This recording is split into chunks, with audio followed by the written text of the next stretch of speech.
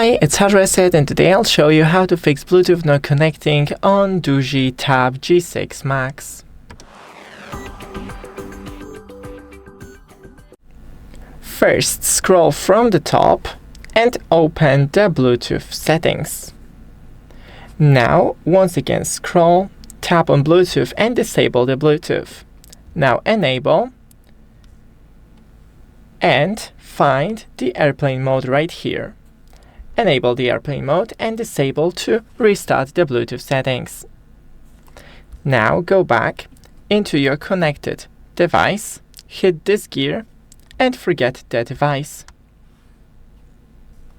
Now pair new device and we need to wait for it to load. Hit the device, pair on both devices, and if you still have any issues, then restart your tablet and the Bluetooth device. Thanks for watching, don't forget to leave a like and see you in the next one.